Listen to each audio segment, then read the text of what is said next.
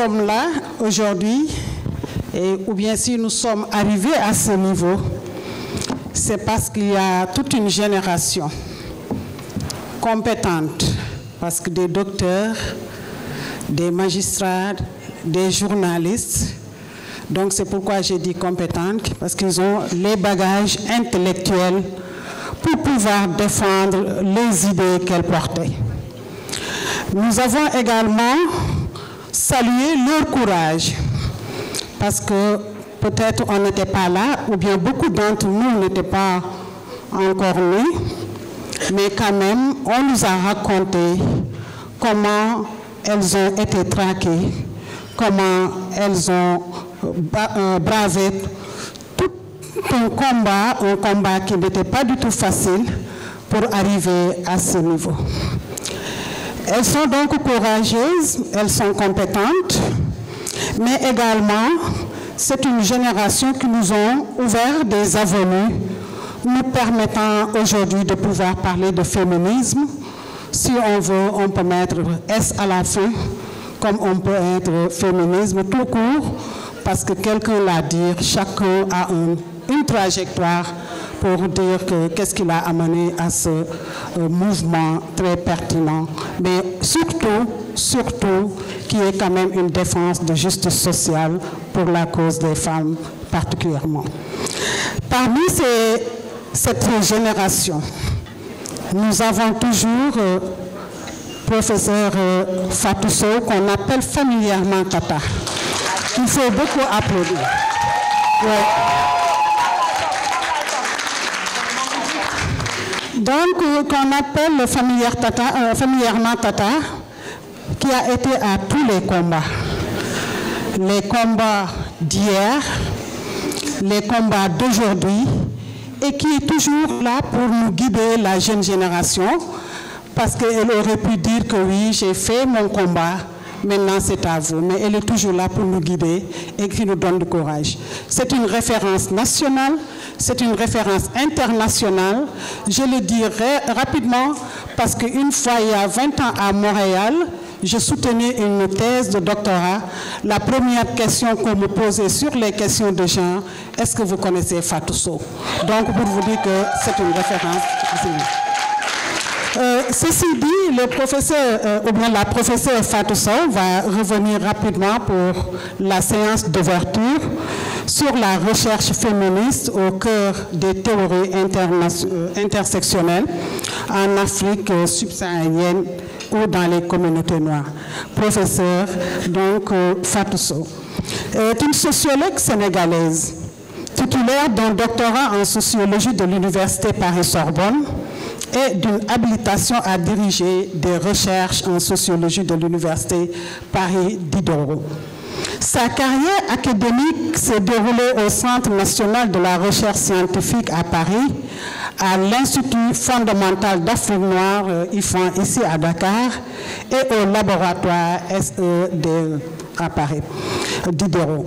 Spécialisée en études sur les femmes et sur les rapports sociaux de sexe dans les cultures africaines, elle a également critiqué de manière ouverte le féminisme des sciences sociales en Afrique. Elle a collaboré avec diverses institutions académiques en Afrique, aux États-Unis et au Canada, et est membre de plusieurs organisations scientifiques et groupes de réflexion féministes. Professeur, vous avez la parole, et c'est un honneur pour nous.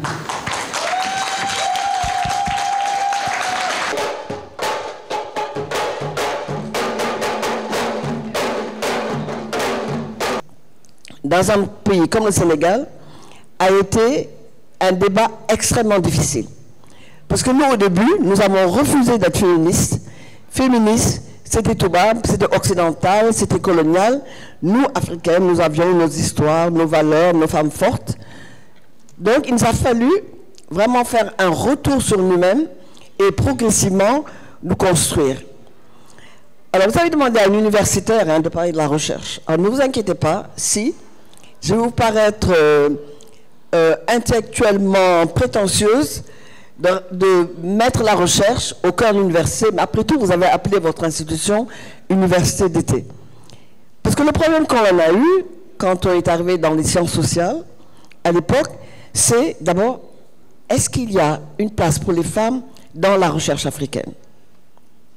Et ça, dans les années 60, où la recherche africaine, qui n'est plus une recherche coloniale, française, portugaise, britannique ou autre, mais qui devient une recherche nationale, une recherche africaine, puis sénégalaise, dahoméenne, comme on disait à l'époque, guinéenne ou autre, est-ce qu'il y avait une place des femmes dans cette recherche? Et dans les sciences sociales, puisque moi c'est mon domaine, est-ce qu'il y avait une place pour la recherche féministe?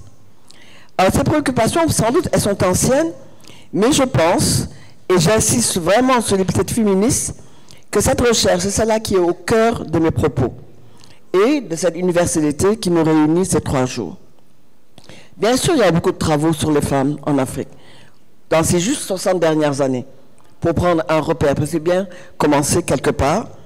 Mais ces travaux, au fond, ils englobent les femmes dans une espèce de magma de population où on sait qui sont les hommes, ce qu'ils font, parce que tous nos héros sont des hommes, mais où les femmes ne sont jamais décrites en tant que femmes et où leur identité, alors je n'avais pas d'identité sexuelle, hein, parce que ça a un sens aujourd'hui, mais où leur identité de femme n'est pas connue ou n'est pas reconnue ou bien ne semble pas importante.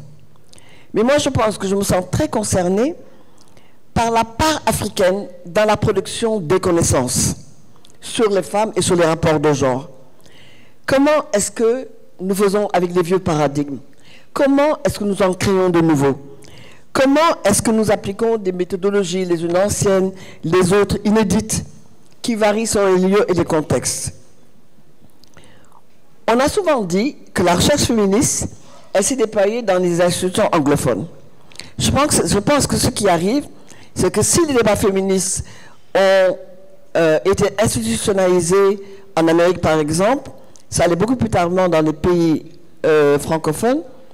Je pense que l'Afrique anglophone a bénéficié de l'avantage de la langue. C'est-à-dire là où nous avons déconstruit c'est quoi le genre, est-ce que c'est le genre masculin-féminin, est-ce que c'est les rapports sociaux de sexe? Il y a toute un plan de théorie qu'on a créé autour, alors que pour les anglophones, les mots allaient de soi, et il fallait accepter ou non le cadre idéologique, mais au fond, ça allait de soi. Donc les Women's Studies, qui sont créés aux États-Unis, on a mis beaucoup de temps à les mettre dans le système francophone dont nous dépendons. Et aujourd'hui, si nous avons des instituts sur le genre, on a souvent tendance à se demander, mais quel genre? De quel genre parle-t-on? Et au fond, quelle est la part féministe dans ce concept de genre? Alors, on a eu plusieurs concepts, bien sûr. Alors, comme tout prof, hein, j'écris tout ce que je dis, mais je l'écris parce qu'on a l'habitude d'écrire nos textes, mais rassurez-vous, je n'ai pas dit mon texte, mais j'ai pioché des idées qui sont à l'intérieur. On a eu énormément de débats théoriques. Les uns feutrés, les autres plus agités, disons.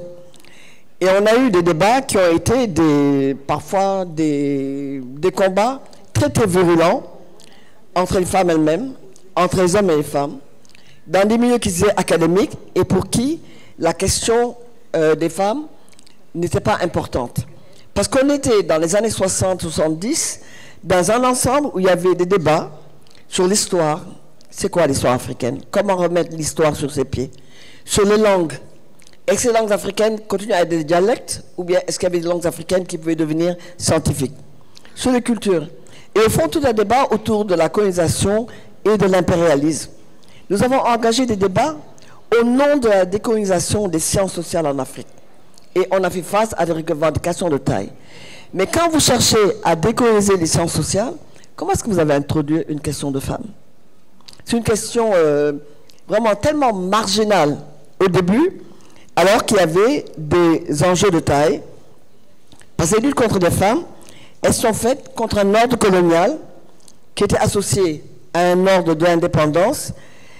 On a eu des besoins de théorisation politique de nos sociétés, mais théorisation politique progressivement de femmes, pour se rendre compte que les femmes continuent à être à la marge et continuent à être des disons, il y avait une masse de main-d'œuvre qui était là, et cette masse de main-d'œuvre, elle a eu besoin de donner sa voix et sa parole. Je crois que la décennie mondiale des femmes, alors quand j'en parle à mes étudiantes, soit elles me regardent en me disant, madame, ça c'est il y a longtemps, mais la décennie mondiale des femmes, de 1975 à 1985, puis Beijing qui avait en 1995, a été une plateforme extrêmement importante pour les Africaines, parce que ça a permis d'abord d'avoir le droit à la parole, et pas la parole locale seulement, ou la parole nationale, mais avoir droit à la parole internationale. Dans les débats de la plateforme de Beijing, il y a beaucoup de contributions des femmes, parce que les femmes africaines étaient là. Elles ont finalement décortiqué ce que pouvait être le féminisme, en étant pour, en étant contre, mais avec tout un ensemble de théories qui, de la décolonisation à l'intersectionnalité, a permis aux Africaines, mais pas seulement aux femmes noires, mais aux femmes qui n'étaient pas des femmes occidentales, en Asie, au Moyen-Orient et dans le reste du monde, d'avoir une voix qui puisse dire que le discours sur les femmes n'est pas un discours occidental figé, mais c'est un discours des femmes, et que les femmes avaient voix au chapitre, elles avaient leurs questions, elles avaient le droit de déterminer leurs priorités. Et il fallait remettre en même temps, pour les Africaines, remettre en question un pouvoir masculin et ses privilèges, interroger la masculinité. Et ça, on l'a fait dans un contexte extrêmement difficile où on disait, mais si vous déconstruisez la masculinité, alors vous êtes en train de déconstruire la culture, vous êtes en train de déconstruire l'africanité, vous n'êtes plus de vraies femmes africaines. Et c'était dur dans les années 60-80 de se voir déposséder de son africanité. Moi, je crois que le jour où je m'en suis sortie, c'est quand j'ai décidé, si je n'étais pas une africaine, tant pis pour vous et pas tant pis pour moi, parce que moi, je savais ce que j'avais construit et ce que je voulais construire pour moi-même.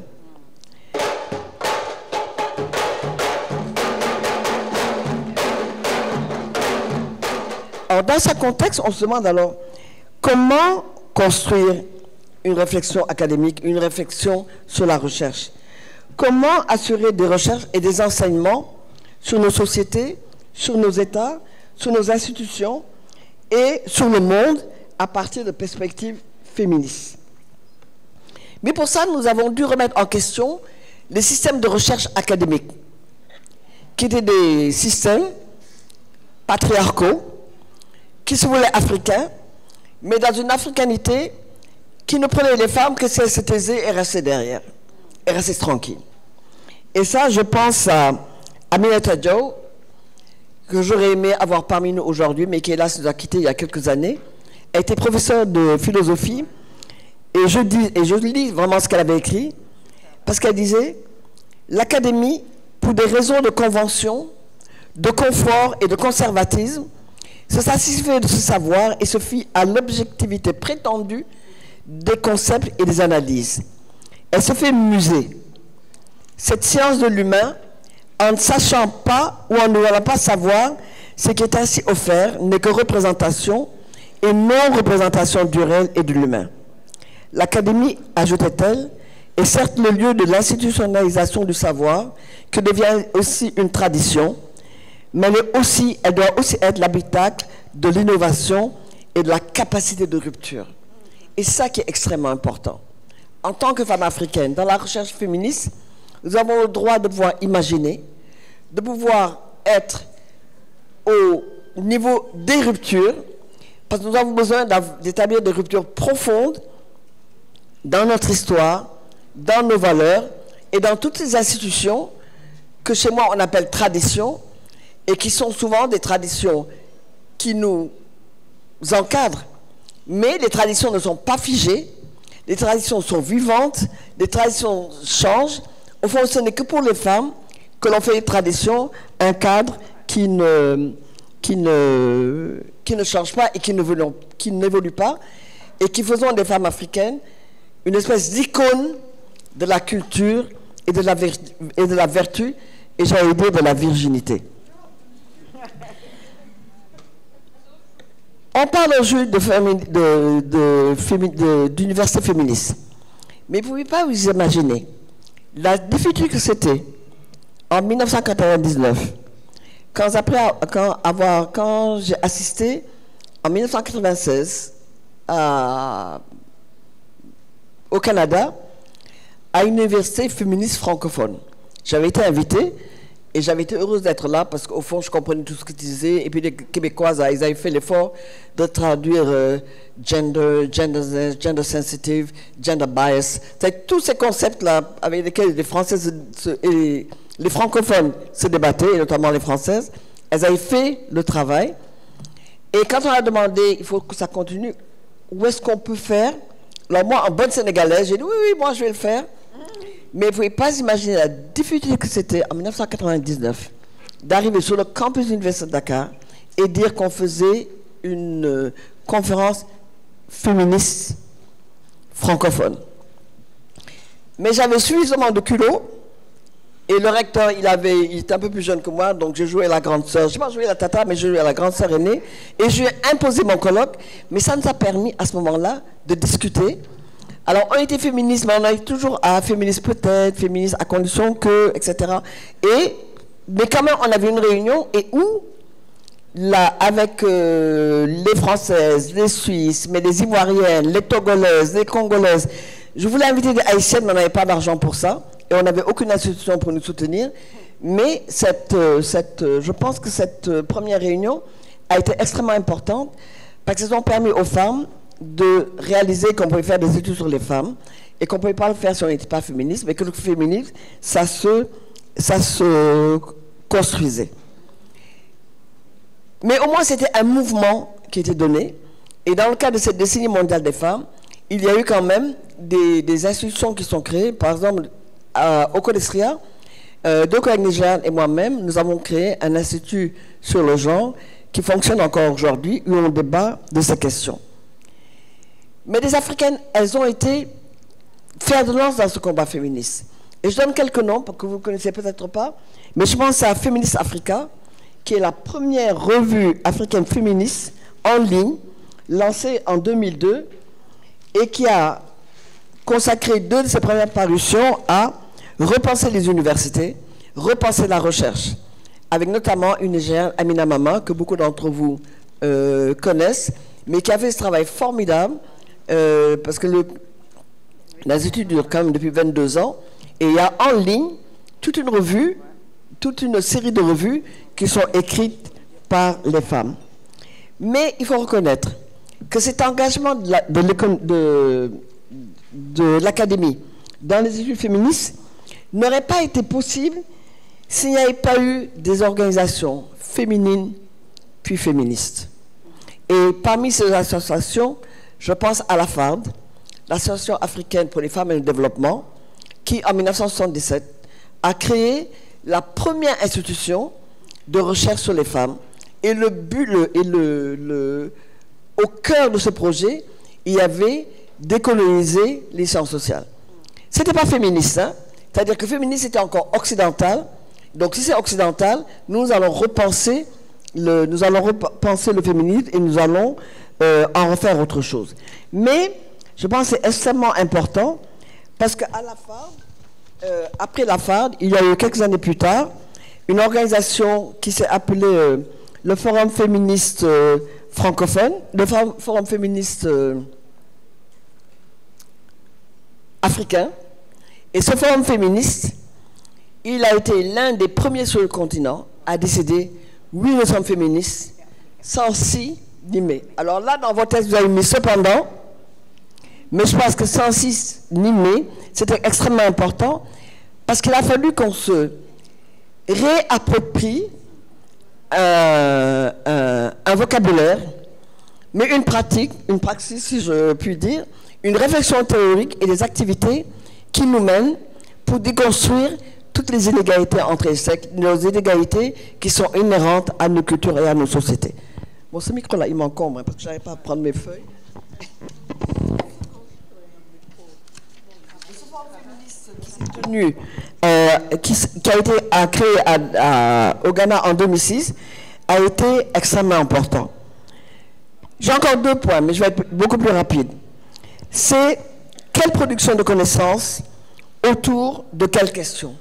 Toutes les questions sont importantes, mais j'insisterai surtout sur la manière que nous devons avoir de poser des questions, de les faire poser et nous interroger à partir de nos points de vue, à partir de nos propres ruptures. Rupture d'un monde colonial, parce qu'on est toujours enfermé quand même hein, dans le néocolonial, postcolonial, et aujourd'hui nous sommes même décolonial. Mais décolonial, on était déjà en 1977 quand la FAD s'est créée. Décolonial, c'est décoloniser. Alors aujourd'hui, les femmes occidentales se rendent compte que ce que l'Europe ou le monde occidental a fait au reste du monde en termes de colonie, alors bien sûr, elles peuvent avoir une approche décoloniale, mais l'approche décoloniale, nous étions déjà depuis longtemps. Le féminisme, si nous avons mis du temps, si nous l'avons récusé au début parce qu'il était, disons, occidental, au fond, nous nous sommes appropriés, et je peux dire aujourd'hui, mais ça fait plusieurs années quand même que je dis, oui, je suis féministe. Alors, je vais peut-être dire, hein, je suis féministe, mais je ne suis pas une spécialiste en genre. Parce que nous avons été noyés dans la culture de genre et de la spécialité du genre. On a tellement de spécialités en genre qu'on se demande, c'est quoi le genre? Il est temps qu'on s'asseye, qu'on le décortique. Parce que si vous êtes spécialiste en genre, mais que vous ne déconstruisez pas le patriarcat, que vous ne déconstruisez pas nos cultures d'oppression, que vous ne décortiquez pas nos valeurs, et les valeurs, ce n'est pas les écraser, mais c'est les questionner et les interroger, alors à ce moment-là, vous faites du genre, mais vous n'êtes pas vraiment féministe. Parce que les Nations Unies ont profité de ce vocabulaire du genre pour désamorcer la bombe que pouvait être le féminisme. Au fond, être féministe, c'est se réclamer d'un principe qui est un principe de déconstruire les inégalités entre les sexes, des inégalités qui existent dans nos sociétés, qui sont des inégalités de sexe, alors on dit de genre, mais de sexe, qui sont les inégalités en fonction de l'âge. Nous avons des hiérarchies de l'âge très importantes en Afrique. Alors moi, quand on met le tata, je frissonne toujours parce qu'on me met dans une position qui me met un peu plus haut, alors que je n'ai pas forcément envie d'en prendre la responsabilité, mais surtout, je pense qu'il y a des manières beaucoup plus égalitaires de converser les unes avec les autres. Nous avons besoin de déconstruire toutes les hiérarchies sociales de nos cultures. Et ces hiérarchies, elles sont culturelles, elles sont religieuses, il y a tout un paquet de valeurs dont nous réclamons, qui sont notre identité, mais ce sont des valeurs qui sont souvent figées, elles sont sous-figées pour les femmes.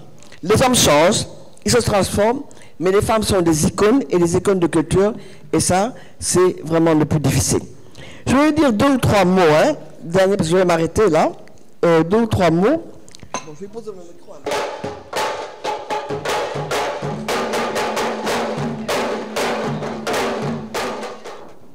Je veux juste dire, parce qu'on est dans cette salle à se clamer féministe.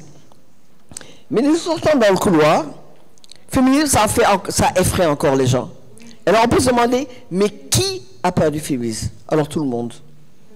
Tout le monde a peur du féminisme. Parce qu'être féministe, c'est au fond remettre en question des ordres. Mais quand on remet en question des ordres, alors ça fait désordre. Et beaucoup de personnes n'aiment pas le désordre.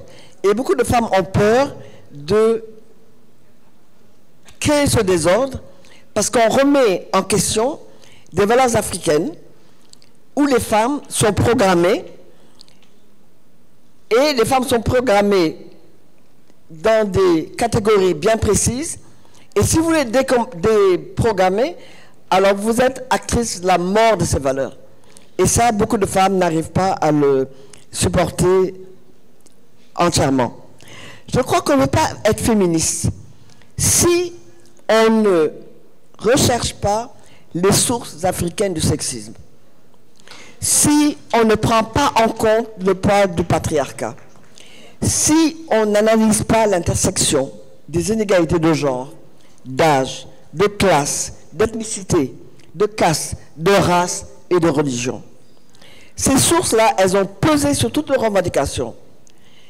Il nous faut reconnaître et accepter que le corps est politique et le corps des femmes est un corps politique.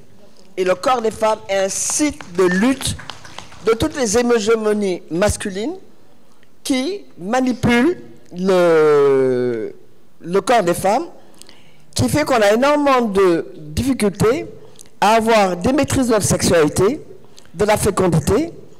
On a beaucoup de difficultés avec le plaidoyer pour le droit à l'avortement, pour la prévention des mariages d'enfants et des mariages forcés. On a beaucoup de difficultés à assurer l'intégrité physique du corps.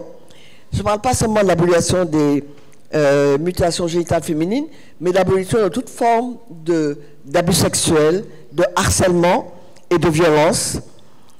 On s'est battu pour criminaliser le viol dans les familles et sur les terrains de conflit. Mais toutes ces questions, c'est autour du corps des femmes que ça se passe. Bien sûr, on a besoin de réformer les codes de la famille. Mais ça, je ne reviendrai pas parce que ce sera discuté cet après-midi.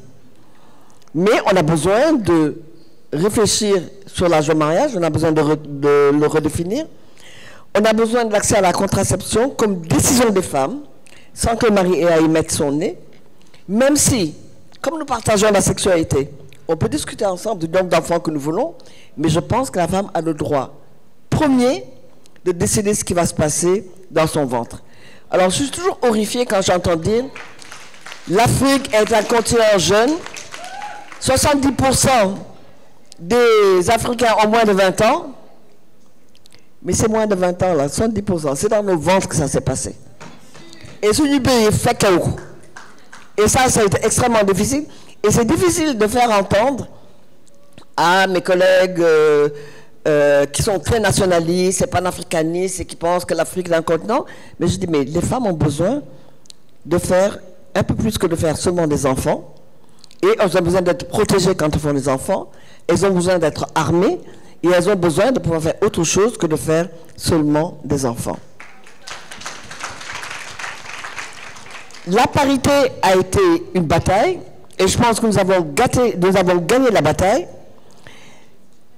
Parce qu'au Sénégal, par exemple, on est arrivé à près de la moitié des femmes. Mais le problème que nous avons, c'est que cette parité est mal respectée. Mais surtout, nous avons des problèmes de gouvernance dans nos assemblées.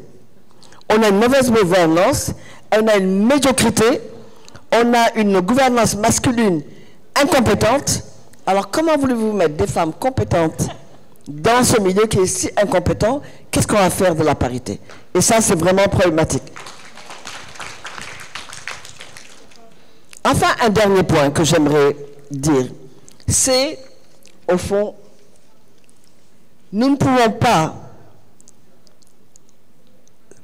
être féministes si nous ne déconstruisons pas, non pas la religion, ce n'est pas ma prétention, ni l'islam et le christianisme, je n'en ai pas la compétence, et au fond, nous avons besoin de comprendre d'abord que les religions sont des systèmes d'idées et des idéologies. C'est la parole de Dieu si l'on veut, mais, comme on dit en Wolof, de me gum. C'est ce qu'on croit. Or, ce que l'on croit, nous avons besoin que ce soit construit pas contre nous. Or, aujourd'hui, nous avons le développement de fondamentalisme religieux et fondamentalisme culturel, parce que la religion et la culture se donnent la main à ce niveau-là, et on a des radicalismes tellement importants. Ils jouent sur les textes de loi, ils jouent sur la manière dont les femmes sont dans la vie, dans la manière dont on est obligé de se couvrir, dans la manière où on ne peut pas donner la main. Et on a tellement de conditionnements du religieux, mais je pense que c'est un religieux qui, à mon avis, est presque utilisé contre les femmes. Et on ne peut pas le faire si on n'impose pas à nos pays la laïcité que nous avons dans nos constitutions. Parce que mettre la laïcité en danger, c'est faire reculer de nombreux droits des femmes conquis à la force des conventions et des protocoles que nous avons élaborés et que nos États ont adoptés. Je vous remercie. Ce qui veut dire que, donc, au moins pour une introduction dans un colloque, donc il a été plus fondamental et plus général. C'est pourquoi je n'ai pas voulu quand même arrêter. Ceci dit, nous avons juste 30 minutes pour nos 3 panélistes qui restent, avec des questions. On ne l'a fait pas de manière classique, parce que classiquement, on avait juste à projeter une conférence ou bien une communication et on pose des questions. Mais cette fois-ci, on a des questions à poser par rapport à leur spécificité. D'abord, pour l'ensemble des panélistes, la question principale, c'est comment la recherche féministe en Afrique et dans les communautés noires peut-elle contribuer à la construction des mouvements sociaux plus inclusifs et égalitaires. Ça, c'est pour l'ensemble de nos panélistes.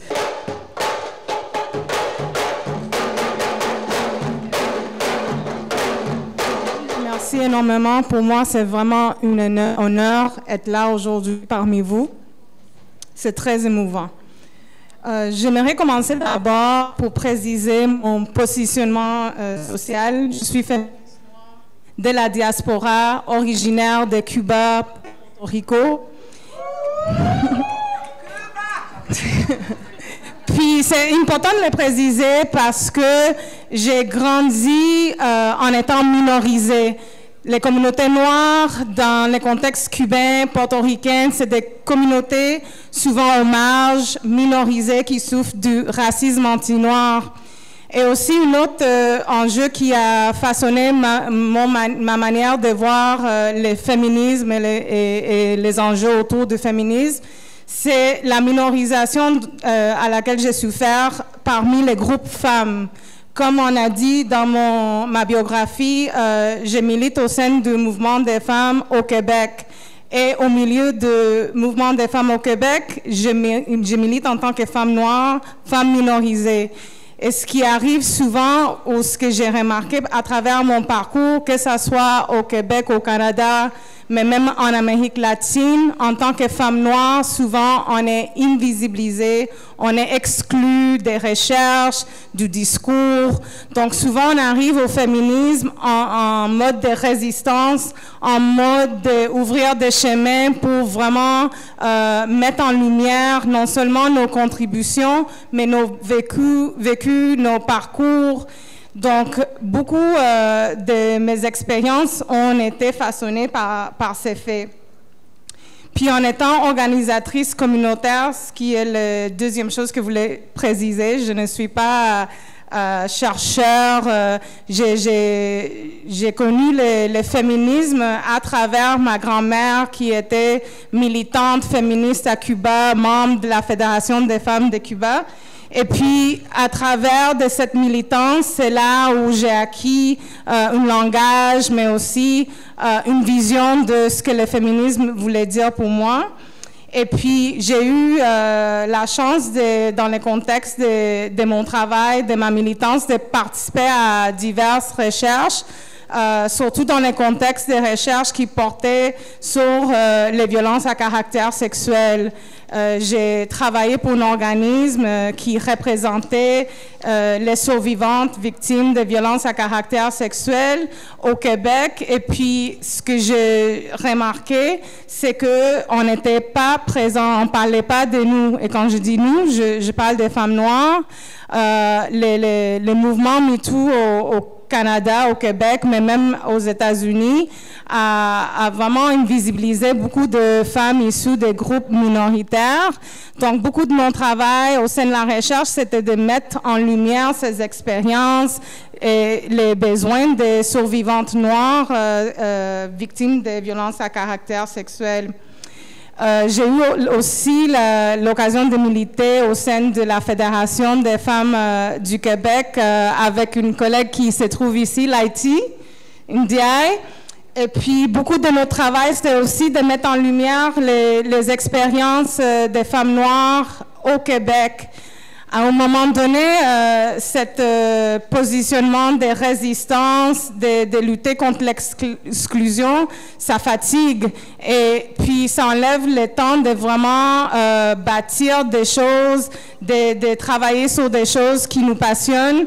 Donc, à un moment donné, j'ai embarqué une recherche avec une collègue, Jade Almeida, sur les expériences des femmes noires dans les milieux féministes au Québec. Et puis les violences institutionnelles que vivaient les femmes noires qui militaient au sein des organisations féministes au Québec. Donc, de cette recherche-là, il y a un organisme qui est né, qui s'appelle Harambek, et qu'on a eu l'honneur de lancer le dernier mois de mars. Et puis, notre objectif, c'est de vraiment donner un espace aux femmes noires au Québec, aux femmes qui s'identifient féministes et même qui ne s'identifient pas en tant que féministes, mais qui font une militance, une grande militance pour mettre en lumière et pour lutter pour les droits des femmes. Et puis, c'est comme ça que je suis arrivée à la recherche et à l'intervention féministe.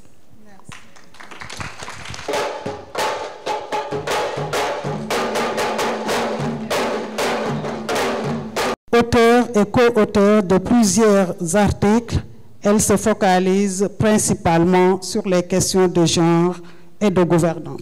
Loretta, vous avez la parole.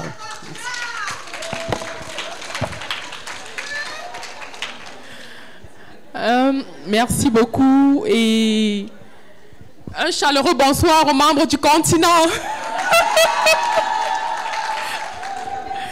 Ok. C'est un très grand honneur vraiment d'être là, d'autant plus que la recherche féministe en Afrique centrale et particulièrement au Cameroun, elle est vraiment très marginalisée. Et en tant que chercheur, j'ai eu beaucoup de difficultés dans ce domaine-là. Déjà en Master 2, lorsque j'ai décidé de rédiger mon mémoire sur le genre, étudier la promotion politique des femmes au niveau du Parlement et des communes au Cameroun, une représentation qui était vraiment très faible à l'époque, j'ai eu toutes sortes de remarques. Toi, tu viens déjà avec ton histoire de féminisme là à l'université. Tu comptes aller où avec ce féminisme? Mais la chance que j'ai eue, mon enseignant fait partie de ces personnes-là qui ont contribué à l'intégration des études de genre au sein de l'université de Yaoundé 2. Il avait notamment participé au premier institut du genre du CODESRIA, le professeur Ibrahim Mouchier. Donc du coup, c'est grâce à lui que j'ai eu cette niaque-là de continuer. Et au niveau de la documentation, c'était très pénible. Je peux dire qu'il n'existait pratiquement pas de documents sur le genre, sur le féminisme dans la bibliothèque universitaire ou dans les bibliothèques privées. Et c'est comme ça que, heureusement qu'il existe une recherche numérique. J'ai pu tomber sur des auteurs comme Fatou Sow, vraiment, et c'est là que la recherche a en quelque sorte explosé. Quand je me suis rendu compte qu'en Afrique de l'Ouest, la recherche féministe et sur le genre était plus développée qu'en Afrique centrale et particulièrement au Cameroun. Et, en 2018, j'ai eu l'honneur d'être lauréate de l'Institut du genre du CODESRIA. C'est à travers cela que j'ai pu rédiger mon article sur la recherche féministe à l'Université de Yaoundé 2, impact sur la transformation sociale, où j'analysais vraiment la faible intégration, parce que là on ne peut même pas parler d'institutionnalisation, la très faible intégration des études de genre au sein de cette université, en termes de cours, en termes de chercheurs intéressés par cette thématique et même d'enseignants intéressés par cette thématique. Et aussi l'inexistence des centres de recherche sur le genre, c'était vraiment très compliqué. Et aussi, j'ai coécrit un article avec un collègue scientifique, Guy Bogri, là où on analysait la représentation des femmes dans les exécutifs régionaux au Cameroun.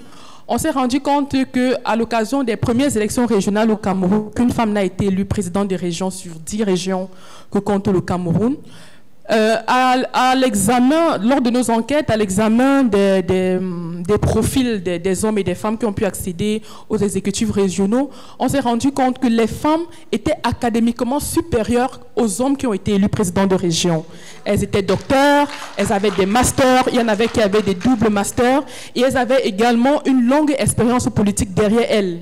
Mais on s'est demandé pourquoi, malgré toutes ces ressources-là, elles n'ont pas été élues présidentes de région. On a longtemps dit que c'est parce que la femme n'était pas académiquement stable, n'était pas assez intellectuelle, qu'elle ne pouvait pas être dans les assemblées représentatives. Mais là, on était en face des femmes docteurs, des femmes qui avaient des doubles masters, qui avaient une expérience politique de 15 ans, de 20 ans, mais qui n'ont pourtant pas été élues présidentes de région.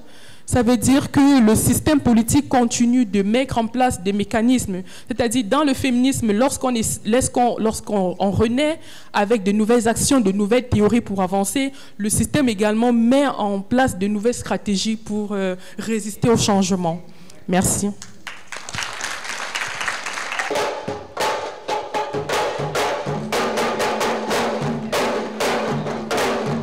Je pense que je me limite à ça. Déjà, ça suscite beaucoup de débats. Merci beaucoup, docteur. À vous la parole. Tout à l'heure, intérieurement, que c'est toujours un plaisir de partager des espaces comme ça avec professeur Fatou Sow, qui est, je pense, une ressource qui a été nécessaire dans ma démarche de subjectivation féministe. Parce qu'en 2011, j'ai participé à l'Institut sur le genre du Codestria. Et c'était ma première rencontre avec Fatou Sow. À l'époque, je commençais tout juste de travailler sur une thèse sur l'association entre corps des femmes et moralité publique. Et quand j'ai rencontré Madame Sow, c'est vrai que ça fait un déclic. C'est à partir de ce moment-là où j'ai commencé vraiment à questionner les rapports sociaux de sexe sous un regard vraiment critique. Parce qu'à l'époque, je savais déjà qu'il y avait des inégalités de sexe, mais je n'avais pas cette posture, je n'avais pas encore lu des œuvres critiques, mais c'est à partir de la rencontre avec professeur Fatou Sow et professeur Aminata Diaw, que je rends aussi hommage ici, que j'ai commencé à entamer ma démarche de subjectivation féministe. Et actuellement, je travaille dans une organisation qui met l'accent sur des femmes vulnérabilisées aussi par un système patriarcal, vulnérabilisées d'une autre façon, mais qui subissent des formes de vulnérabilité qui sont là et qui sont très peu pris en compte par l'agenda féministe. Je jette pas de pierre à l'agenda féministe, hein, sinon je me l'aurais fait moi-même. C'est juste en fait des observations que j'ai commencé à faire depuis quelques années, depuis que je travaille avec cette organisation-là, parce que je me suis rendu compte que c'est des femmes qui sont vulnérabilisées, qui sont dans cette dynamique intersectionnelle parce qu'elles sont femmes, aussi le fait d'exercer certains métiers, le fait d'incarner certaines identités ou de revendiquer l'appartenance à certaines identités de genre, c'est des femmes en fait qui sont stigmatisées, qui sont discriminées et qui subissent des types de violences qui sont spécifiquement liées au fait en fait d'être dans ces catégories-là. Je veux bien sûr nommer les professionnels du sexe, mais également les femmes qui sont considérées comme des minorités sexuelles, qui sont là, qui sont dans la société sénégalaise et qui malheureusement dans l'agenda féministe ou même dans tout ce qui est lutte, droits humains, droits des femmes, elles ne sont pas prises en compte. Et je pense que le premier symbole du féminisme, ça doit être en fait de prendre en compte toutes les femmes, quelle que soit leur spécificité, quelle que soit leur singularité, c'est de ne pas laisser de femmes en rade. Et je fais cette observation dans un contexte où on sait que l'islam est là, on sait qu'on a un discours anti-genre très ambiant qui circule à fond, et on sait que ça a aussi des impacts sur la recherche féministe, mais également sur la production féministe. Aujourd'hui, je suis en train de faire une recherche sur les femmes lesbiennes, et je peux vous dire que j'ai du mal même à présenter des communications au niveau local, Parce qu'on va me dire à chaque fois, mais que comptes-tu faire avec ce genre d'études? Où est-ce que tu vas publier? Le jour où tu vas publier, est-ce que tu vas t'identifier comme chercheur, comme militante? Parce que souvent même, c'est ce que disait Madame Sow en reprenant professeur Aminata Diaw, c'est de dire qu'on est dans cette illusion de l'objectivité en disant qu'on ne peut pas être chercheur et militante. Or, je pense que le point de vue féministe, c'est un point de vue qu'il faut valoriser. C'est un point de vue qui offre une perspective de recherche inédite et que ce n'est pas plus partial qu'un autre point de vue qui peut être présenté comme neutre. Si c'est un homme, par exemple, qui va faire des recherches sur ce sujet, c'est sûr que ce n'est pas les mêmes objections qu'on va lui adresser. Donc, tout ça pour dire que en matière de questionnement, de problématiques qu'il faut peut-être mettre sur les agendas, je pense qu'il faudra voir les situations spécifiques d'autres femmes qui sont dans les marges. Et même aussi en termes de production, en termes de diffusion au niveau local, il faut aussi qu'on cherche à produire des choses pour nous-mêmes et pour nos communautés. Parce que souvent, on est dans la politique de l'extraversion, pour reprendre un peu un auteur, qui disait que ce qu'on produit ici, c'est beaucoup plus lu dans d'autres continents que par nos communautés. Et ça aussi, je pense que c'est des choses que nous-mêmes, nous devons déconstruire dans nos façons de présenter les choses, dans nos façons, dans les dispositifs de publication, dans les dispositifs de communication. Où est-ce qu'on communique? C'est vrai que c'est hyper difficile quelquefois quand on a des sujets sensibles de devoir communiquer au niveau local. Moi, en tout cas, quand il y a certaines communications, j'ai du mal à ce que ça passe au niveau local parce que ça questionne des choses que les Sénégalais, la société sénégalaise, les hommes et parfois même les femmes ne veulent pas entendre. Et ça pose problème aussi. Je pense que c'est des questionnements comme ça qu'il faut peut-être replacer sur la table et que aussi il faut décloisonner les points de vue, mais également les champs de recherche. On sait que dans le monde universitaire, quelqu'un l'a dit ici, c'est encore fermé aux études féministes, aux études de genre et tout ça. Même à l'université, pour enseigner le genre, ça pose problème. On a juste des tout petits séminaires ou même des cours optionnels où tu viens, mais que les choses, c'est pas encore ça en fait. On n'a pas encore de cursus, par exemple, en études féministes ou en études de genre. C'est des choses aussi, je pense, autour desquelles on peut faire le plaidoyer et puis mettre les efforts ensemble. Merci beaucoup.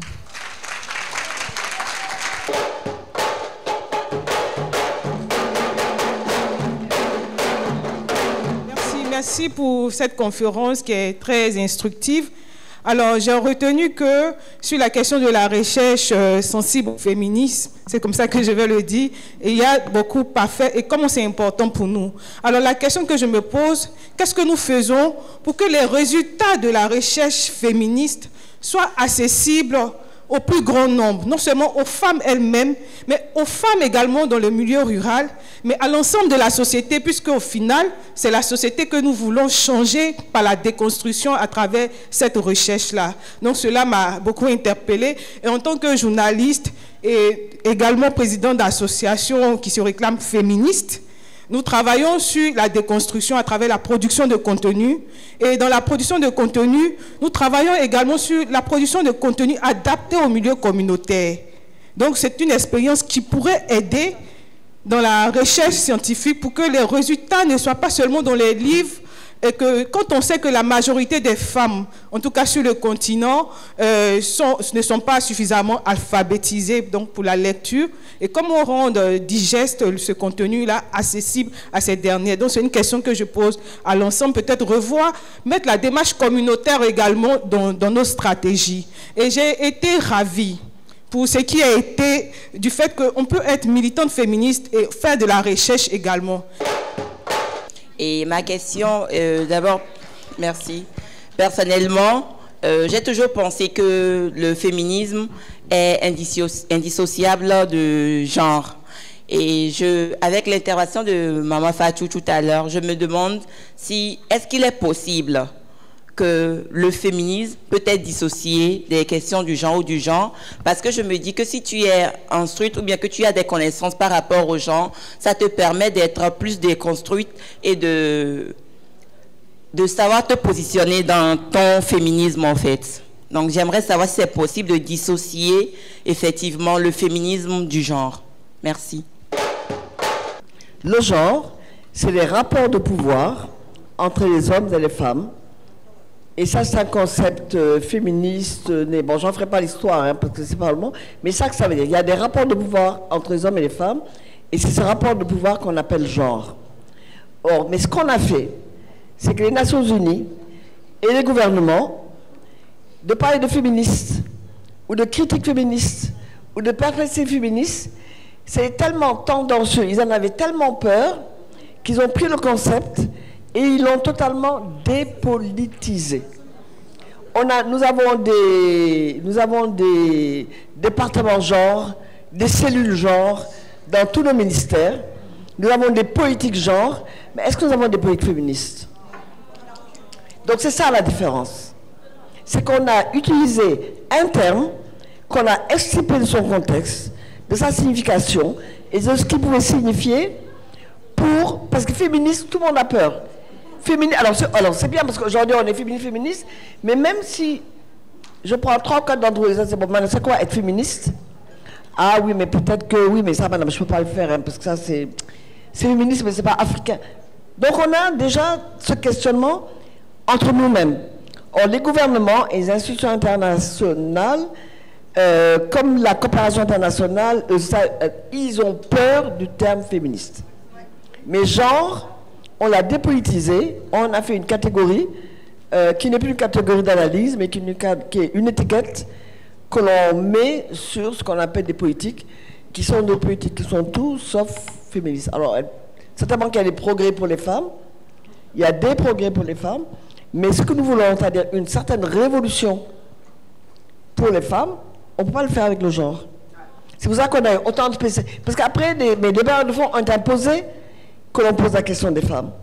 Donc, on a créé des spécialistes en genre, mais c'est bien les gens qui ont fait leur carrière dessus, hein, moi je n'ai rien contre, mais ça nous a quand même beaucoup retardé d'avoir mal utilisé le concept. Et quand on le reprend, il faut le reprendre en lui donnant son sens plein.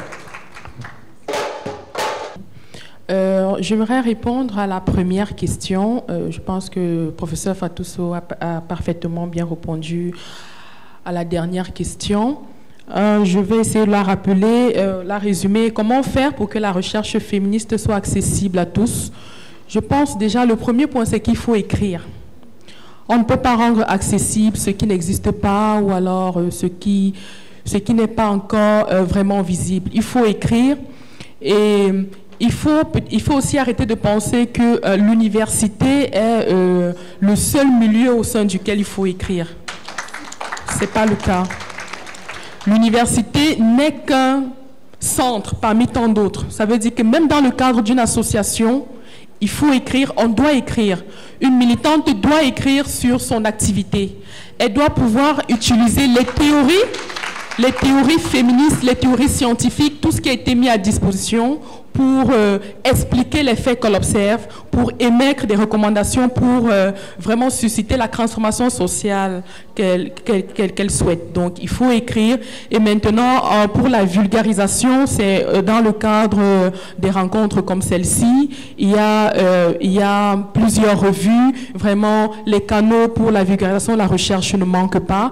Mais ce qui manque le plus pour le moment, ce sont la documentation sur la recherche féministe. Merci. Quelque chose qu'il faut aussi comprendre, c'est que ce n'est pas toute recherche dite féministe qui est militante.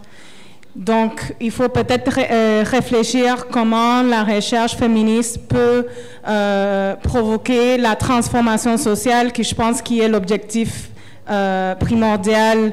Et puis, je pense que, comme on l'a déjà dit dans la salle, la recherche ne se fait pas juste dans les institutions, dans l'université.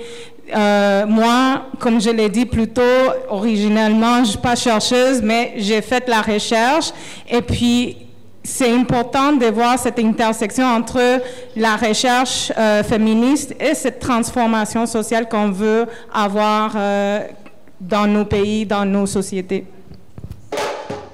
Pour tout ce qui est questionnement d'être dans des logiques de transformation des rapports sociaux de sexe, ou même de titiller un peu la fibre féministe des gens. Je pense que ça, tout le monde peut le faire, même à des niveaux, même dans nos familles. Moi, par exemple, souvent, j'ai une mère qui n'est pas instruite, mais quand on discute, je l'amène à questionner sa position par rapport à mon père.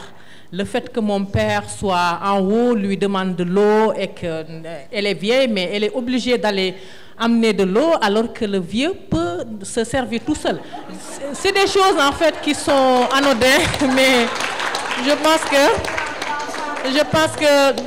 on peut amener les gens, même si elles ne sont pas instruites, à se poser des questions. Finalement, à chaque fois, elle me dit, ah, quand tu parles de ça, c'est vrai que c'est pesant pour moi, c'est vrai que ça ne devrait pas se passer ainsi, c'est vrai que c'est injuste. Donc, je pense que ça, on peut le faire, chaque personne peut le faire à son niveau. Et même, je rejoins aussi ma collègue qui parlait de penser que la recherche ne peut se faire que dans le milieu universitaire. Non, même dans les associations. Moi, dans les associations avec qui je travaille, souvent, on a des espaces comme ça où on discute de l'engagement féministe, des enjeux qui sont autour des rapports de pouvoir et tout ça. Et c'est des choses qui réussissent, en fait, souvent. Et je pense aussi à cette politique de pouvoir peut-être traduire dans nos langues. Ça aussi, c'est des fonds qui doivent le faire. Et justement, dans cette université d'été, on va parler de fonds aussi, de financement. Pourquoi pas traduire, vulgariser dans nos langues en des mots simples, en des mots très trucs, dans nos langues, que ce soit la langue Wolof, Pulaar, Serer et autres. On a des choses, en fait, qui peuvent dire simples, qui peuvent faire comprendre les choses de façon très simple. Donc, c'est plus, en fait, des aspects comme ça sur lesquels on peut peut-être mettre l'accent pour la vulgarisation. Merci. Intellectuelle, savante, parlant bien le français, l'anglais, utilisez vos capacités espagnoles, utilisez vos capacités, votre intelligence jusqu'au bout. Parce qu'on a toujours tendance à dire, oh, les féministes sont les intellectuelles bourgeoises, elles sont assises au Radisson, elles sont à l'université, elles sont dans les tours d'argent. Les hommes ne se posent jamais ces questions. Moi, on m'a toujours dit, mais est-ce que... On m'a toujours dit, oui, mais Fatou Sow, c'est une intellectuelle avec ton petit accent pointu. Et puis, mais quand même, est-ce que tu penses que la paysanne sénégalaise, est-ce qu'elle est... Donc, c'est les... Et j'ai eu ça pendant 50 ans. Hein. On m'a toujours reproché d'être une intellectuelle, d'être brillante, parce que je dis, oui, je suis brillante. Oui, je suis brillante. Et je l'assume, il faut le prendre en force. Partout où vous êtes, utilisez vos savoirs. Vous êtes dans le salon, utilisez-le. Ne vous inquiétez pas si la paysanne du coin, parce que la paysanne du coin, là où elle le prend, vous ne pouvez même pas vous imaginer. Je veux juste donner un exemple. La parité. La parité, ça a été un débat des femmes, hein, et des femmes de plusieurs partis, de l'extrême droite à l'extrême gauche.